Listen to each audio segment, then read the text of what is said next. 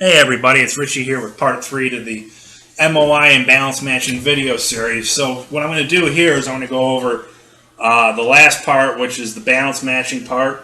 And what it means is, here's the formula for it. So it is the grip weight and the shaft weight after being trimmed combined, divided into the head's weight. So basically I'm trying to figure out the distribution of weight between the shaft and the grip versus the head. Now, the reason why we want to do that, not only is it a feel perspective, because if you want to get your clubs to feel more kind of one and the same, MOI matching is a big part of that, and it really helps out.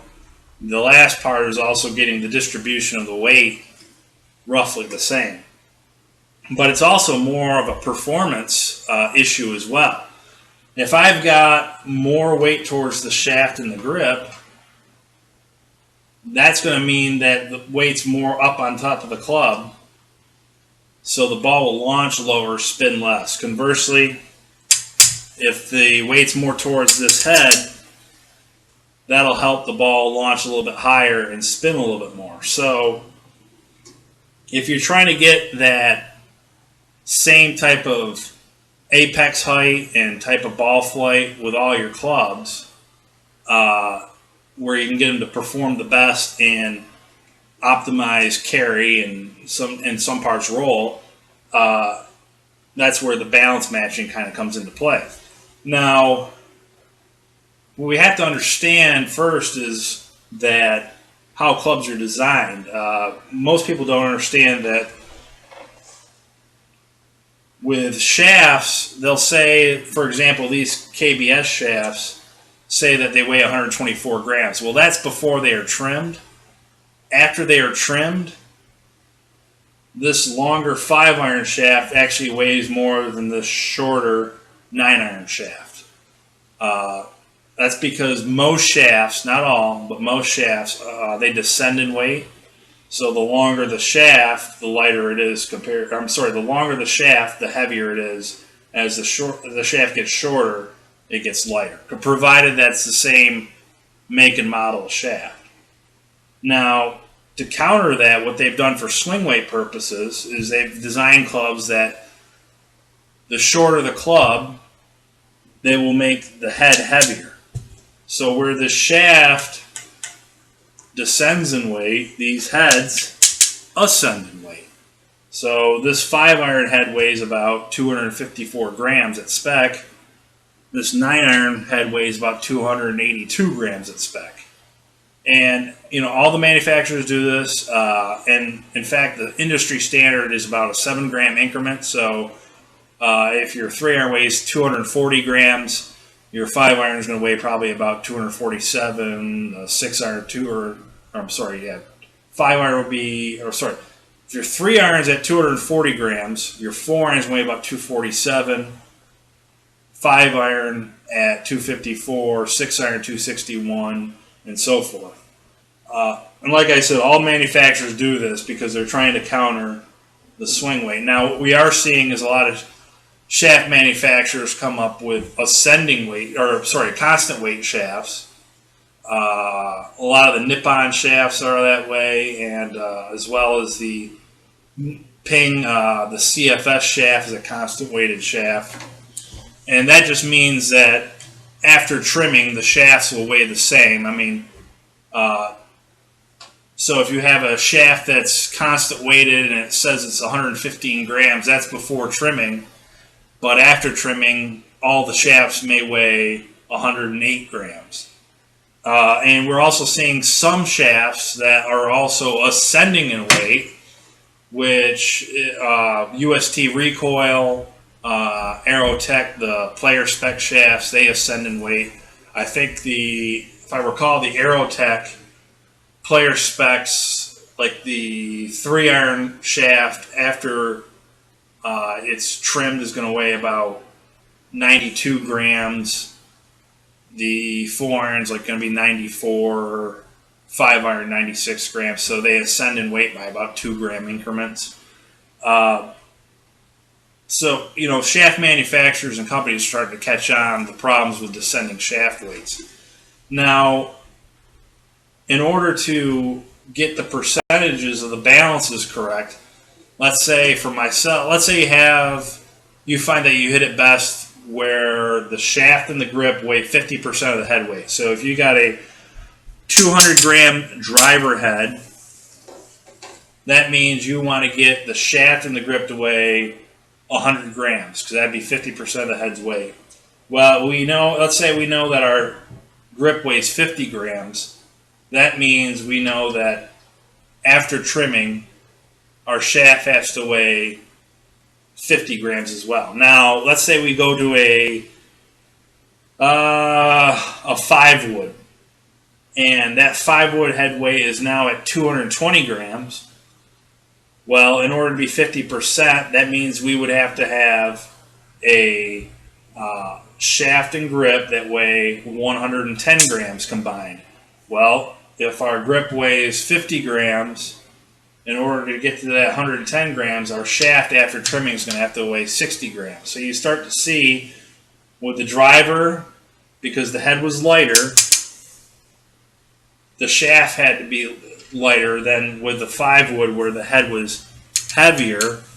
So in order to stay at that 50%, the shaft after trimming had to be heavier. Well, with irons, we work it in the opposite way. The way they're typically designed is that the shafts get lighter as they get shorter, but the heads are getting heavier. So what you really need to do is you actually need to have ascending shaft weights.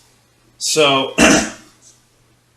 there's a couple ways you're usually going to run into a problem with your 9-iron and pitching wedge, and also your 3-iron and 4-iron, because your 9-iron is typically after trimming going to have too light of a shaft weight.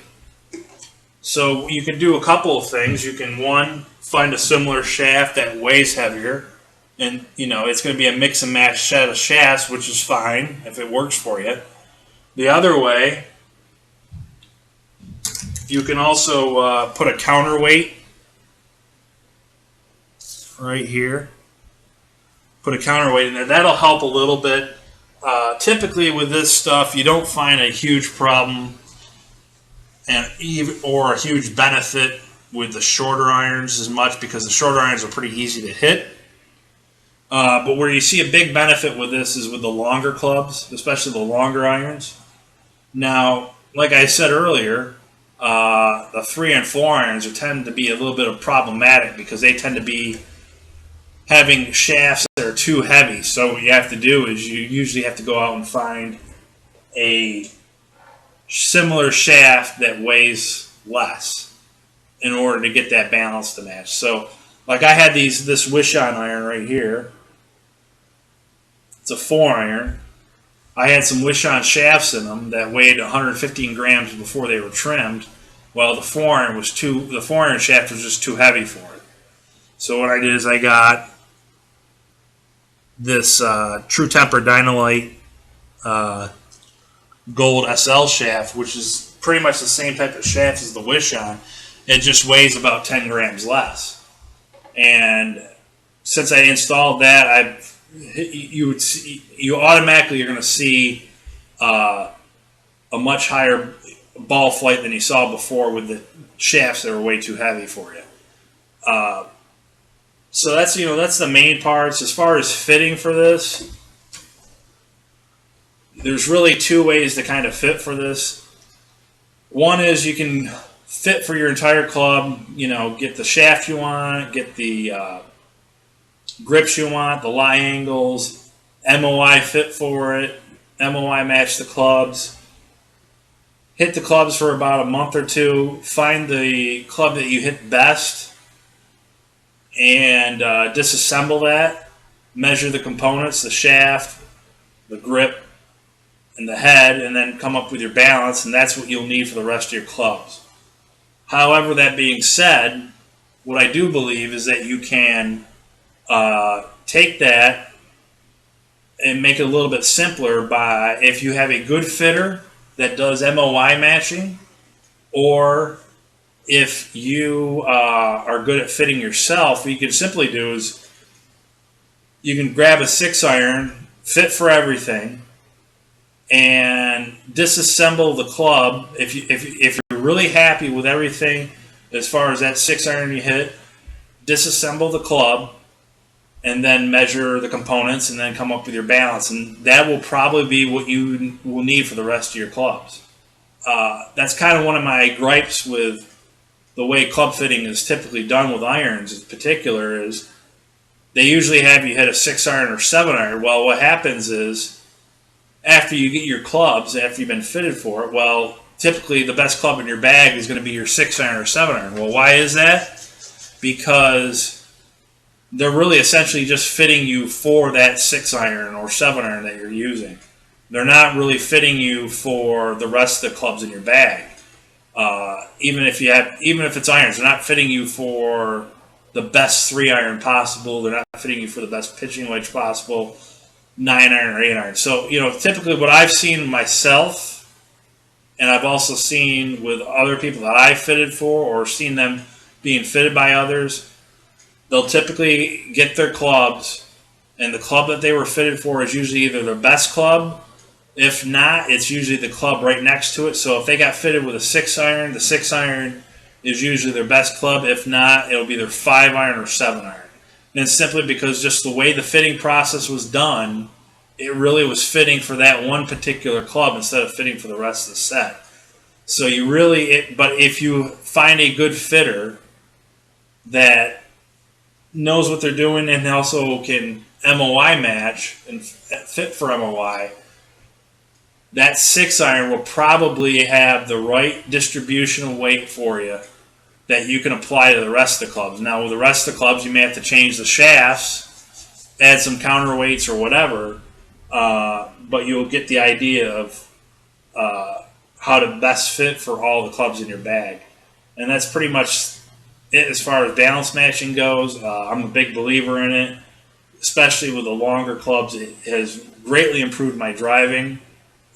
Because my driver doesn't spin too much anymore, especially with drivers. I see a lot of people, they'll want to trim off about an inch or so off their driver, and what happens is when they do that, it makes the club too light, so to counter that, they add all this weight to the head, and then they say, well, I can't hit the shorter driver length as far as anymore. Well, what's happening is they got so much weight towards this head that it's launching too high and spinning too much for them. So what they really need to do, if they want to go to a shorter length shaft, they need to have a heavier shaft involved, and they may need even a counterweight to help with that. I did that with this club. I trimmed off about 3/4 of an inch. Before I understood balance matching, I added too much weight to the head.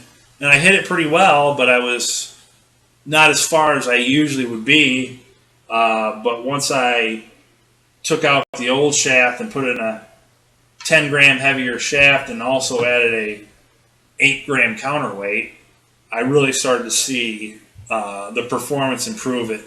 It launched better, and it also cut off quite a bit of spin. With my driver, I get about 11.5 degrees of launch off of about 0 to 1 degree up on the hit, and I get about 2,500 RPMs of spin.